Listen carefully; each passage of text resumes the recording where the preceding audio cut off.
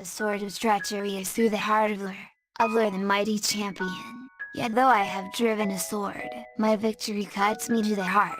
Then she turned her steeds and went on to the hall of Dirk the king. The nobles of the court asked her where were the children of Lur, and Oifa said, "Lur will not trust them to Dirk the king." But Dirk thought in his own mind that the woman had played some treachery upon them, and he accordingly sent messengers to the hall of the White Field. Lur asked the messengers, "Wherefore are ye come?" "To fetch thy children, Lur," said they. "Have they not reached you with Oifa?" said Lur. "Children of Lur they have not," said the messengers, and Oifa said it was you would not let the children go with her. Then was Lur melancholy and sad at heart, hearing these things, for he knew that Oifa had done wrong upon his children, and he set out towards the lake of the Red Eye. And when the children of Lur saw him coming, Fingula sang the lay, "Welcome the cavalcade of steeds approaching the lake of the Red Eye. A company dread and magic will surely seek after us. Let us move to the shore.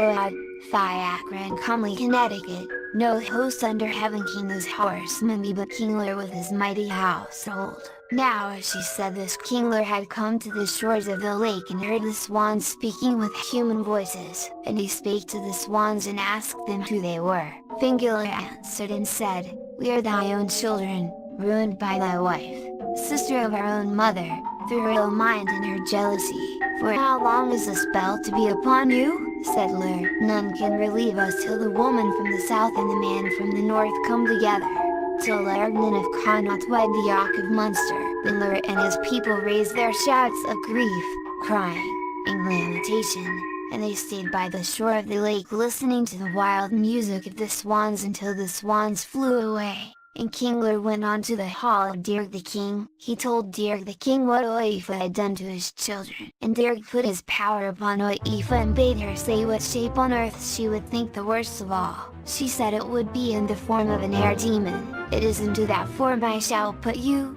said Dirk the king, and he struck her with the druid's wand of spells and wizardry and put her into the form of an air demon, and she flew away at once. And she is still an air demon, and shall be so forever. But the children of Lur continued to delight the Milesian clans with the very sweet fairy music of their songs, so that no delight was ever heard in Erin to compare with their music until the time came appointed for their leaving the lake of the Red Eye.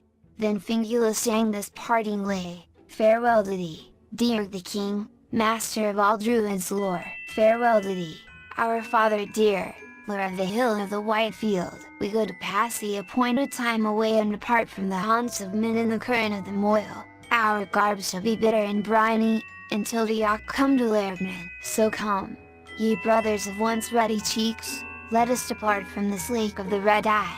Let us separate in sorrow from the tribe that has loved us." And after they took to flight, flying highly, lightly, aerially till they reached the Moyle, between Erin and Albane. The men of Erin were grieved at their leaving, and it was proclaimed throughout Erin that henceforth no swan should be killed.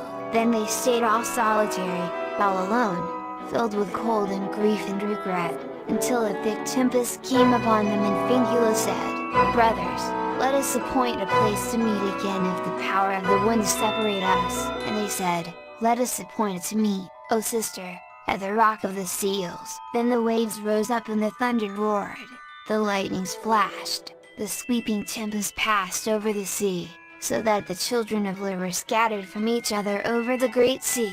There came, however, a placid calm after the great tempest, and Fingula found herself alone, and she said this lay, "Woe upon me that I'm alive, my wings are frozen in my sides. O beloved three, O beloved three, who hid under the shelter of my feathers, until the dead come back to the living, I and the three shall never meet again." And she flew to the lake of the seals and soon saw Connecticut coming towards her with heavy step and drenched feathers, and Fiacre also, cold and wet and faint, and no word could they tell, so cold and faint were they. But she nestled them under her wings and said, "If aught could come to us now, our happiness